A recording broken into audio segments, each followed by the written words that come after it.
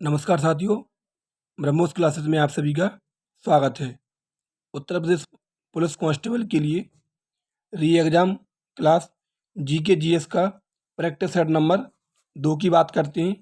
Practice set number 1 मैंने आपको कल करा दिया था। जैसे भी प्रश्न आपको लगे हों, लेकिन मैंने अपनी तरफ से 100% कोशिश करी थी और वो कंटेंट दिया था, 1 नंबर कंटेंट दिया था कि आपको कम समय में और कम कंटेंट में आपके पेपर में मज़ा आ जाएगा। गारंटी है इस बात की। पहली बार ज़रूर पढ़ा रहा हूँ यूट्यूब पर, लेकिन कंटेंट आपको 1 नंबर दिया था।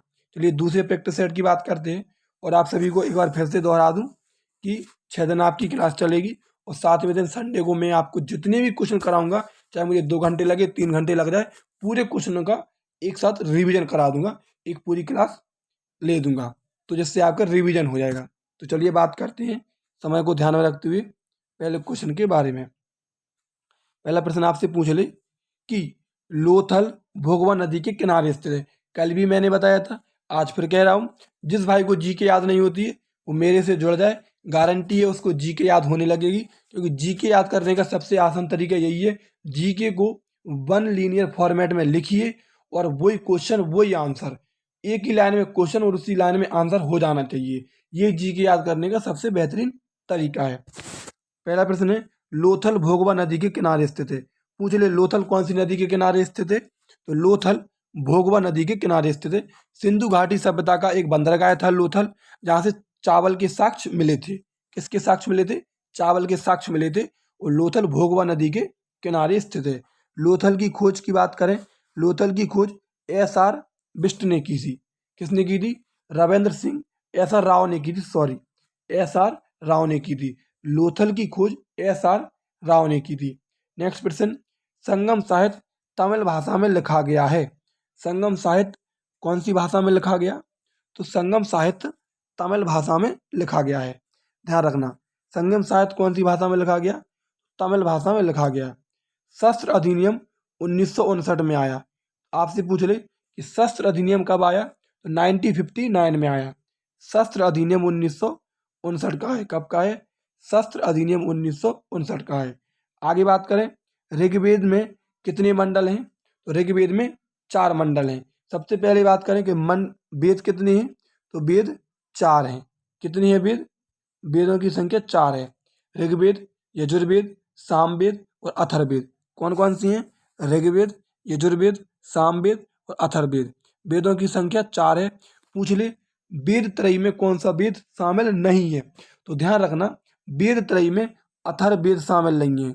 कौन सा वेद शामिल नहीं है? अथर्ववेद वेद त्रयी में शामिल नहीं है। ध्यान रखना, वेद त्रयी में अथर्ववेद शामिल नहीं है।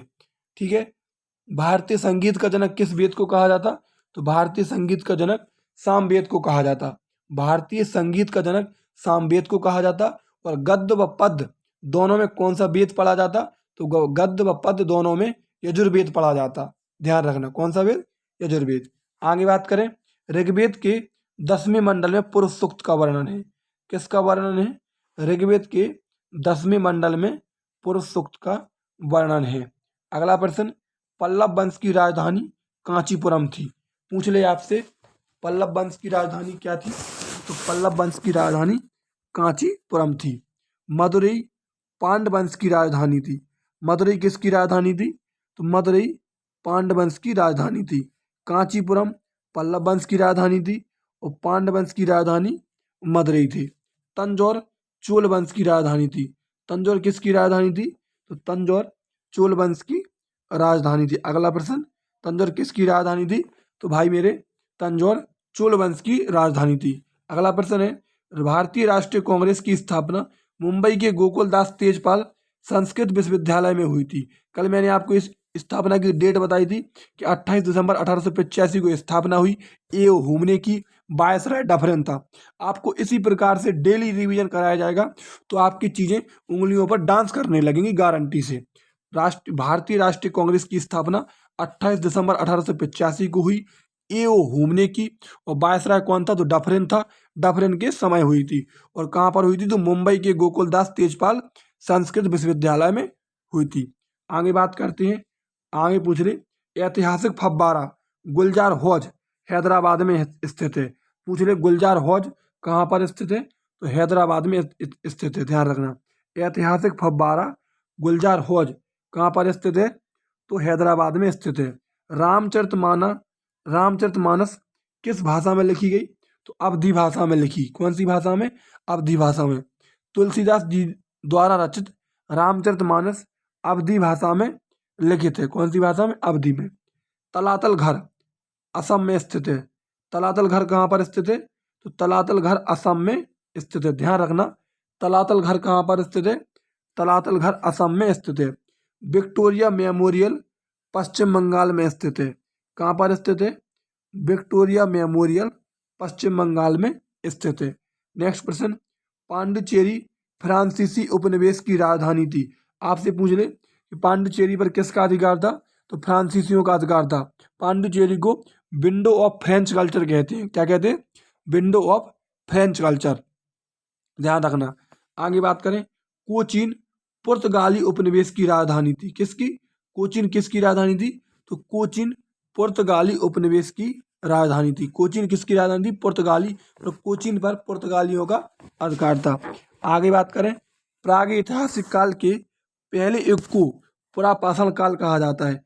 आपसे पूछ ले पुरापाषाण काल किसे कहा जाता? तो जो प्रागैतिहासिक काल रहा उसके पहले युग को पुरापाषाण काल कहा जाता है। नेक्स्ट प्रश्न है, फ्रांसीसी यात्री बर्नियर 1656 ईस्वी में शाहजहां के दरबार में आया। किसके दरबार में? शाहजहां के। फ्रांसीसी यात्री बर्नियर 1656 ईस्वी में शाहजहां के दरबार में आया था। किसके दरबार में? शाहजहां के दरबार में आया। अगले प्रश्न की बात करें, अगला प्रश्न है, नमक सत्याग्रह के लिए महात्मा गांधी ने 241 मील की दूरी तय की। कितने मील की? नमक सत्याग्रह के लिए 1930 में दांडी यात्रा की गई, नमक कानून को तोड़ा गया, इसके लिए 241 मील की दूरी तय की गई। कितने मील की? 241 मील की दूरी तय की गई। नेक्स्ट प्रश्न है, सलीम चिश्ती का मकबरा फतेहपुर सीकरी में स्थित है। कहाँ पर? सलीम चिश्ती का मकबरा फतेहपुर सीकरी में स्थित है। कहाँ पर स्थित है? फतेहपुर सीकरी में स्थित है। अगले प्रश्न की बात करें, हजरत निजामुद्दीन का मकबरा दिल्ली में स्थित है। हजरत निजामुद्दीन का मकबरा कहाँ पर स्थित है? तो दिल्ली में स्थित है। नेक्स्ट प्रश्न, गुजरात विजय के उपलक्ष्य में अकबर ने बुलंद दरवाजा का निर्माण करवाया था। पूछ ले, बुलंद दरवाजा का निर्माण किसने करवाया था? तो अकबर ने करवाया था। कब करवाया था? तो 1572 में करवाया था, और गुजरात को जीत कर आया था तो उसके उपलक्ष्य में करवाया था। और अभी यूपी कांस्टेबल में पूछा गया कि अकबर का मकबरा कहाँ पर है, तो वो मैंने आपको कल बता दिया था कि सिकंदरा में है। कहाँ पर है अकबर का मकबरा? सिकंदरा में है, याद रखना। The India of my dreams पुस्तक के लेखक कौन है? तो the India of my dreams पुस्तक महात्मा गांधी जी की है। किसकी है?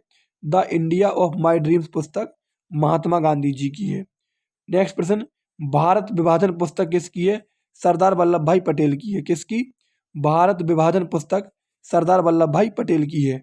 अगला प्रश्न, गादर और छड़ की नीति किसके द्वारा अपनाई गई? तो गादर और छड़ी की नीति सरदार वल्लभ भाई पटेल ने अपनाई थी। किसने अपनाई थी?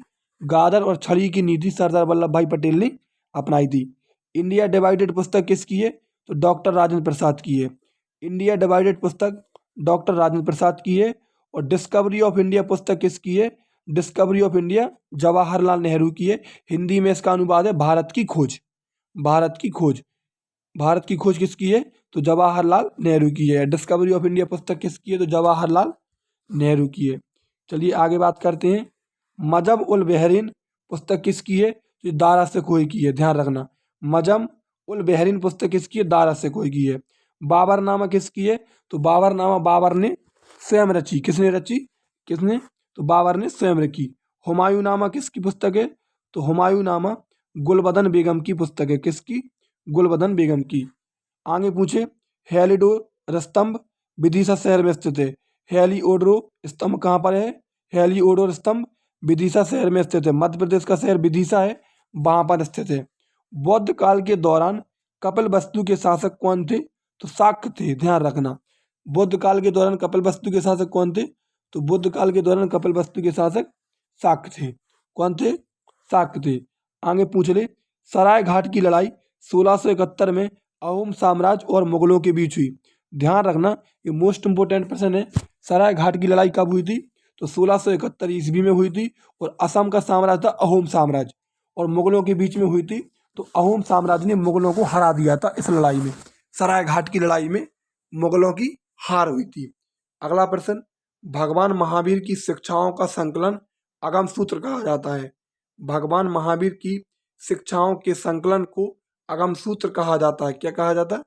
जितनी भगवान महावीर ने शिक्षाएं दी उनके संकलन को अगम सूत्र कहा जाता है।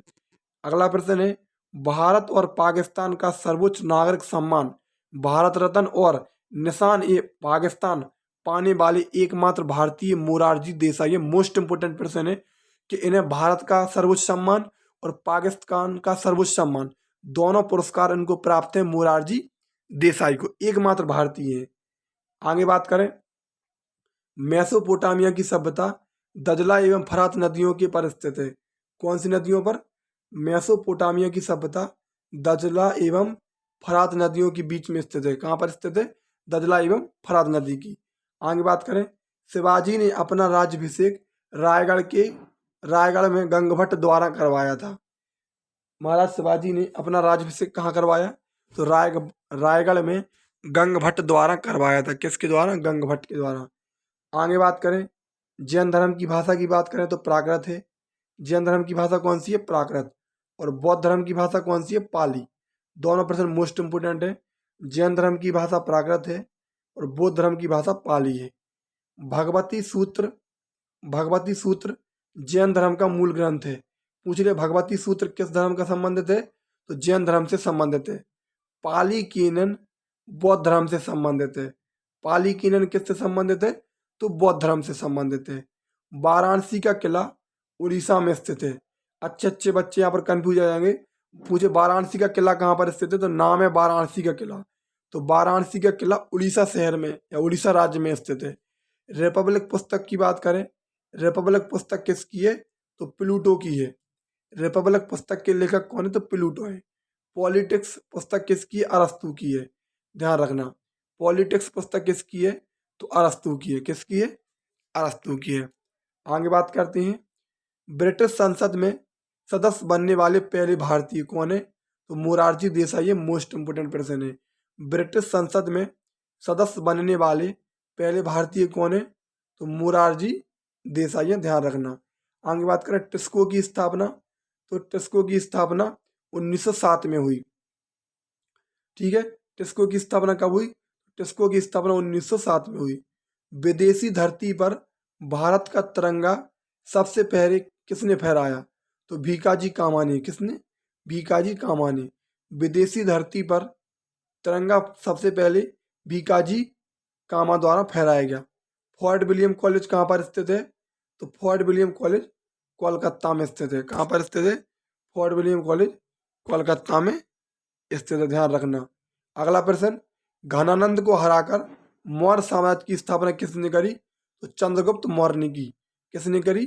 चंद्रगुप्त मौर्य ने की। कभी कभी प्रश्न ऐसे भी पूछ लेता कि जिस समय भारत पर आक्रमण या मगध पर आक्रमण सिकंदर ने किया उस समय मगध का शासक कौन था? तो ध्यान रखना, घनानंद था। कौन था? घनानंद। या किस वंश का शासक था? तो नंद वंश का शासक था। कौन सा, किस वंश का शासन था? तो नंद वंश का शासन था। आगे बात करें, आमित्र घात किसे कहते हैं? तो आमित्र घात बिंदुसार को कहते हैं। किसको? आमित्र घात बिंदुसार को कहा जाता है।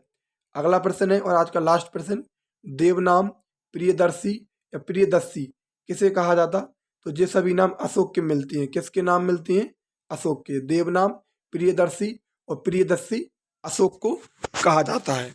ठीक है मित्रों, ये आप आज की ये आज आपकी क्लास थी। तो जीके का प्रैक्टिस नंबर 2 था। अब बताइए आपको कैसा लगा। यदि आपको वीडियो अच्छी लगी है तो जो भी दोस्त आपके उत्तर प्रदेश पुलिस कांस्टेबल की तैयारी कर रहे हैं उन तक जरूर शेयर कर दें। ये आपके लिए क्लास मोस्ट इम्पोर्टेंट साबित होने वाली है। सभी प्रश्न नोट करें। संडे के दिन मैं आपको पूरे प्रश्नों का एक साथ रिवीजन करा दूंगा। वीडियो अच्छी लगी है तो प्लीज़ लाइक करें और चैनल को सब्सक्राइब करें। धन्यवाद।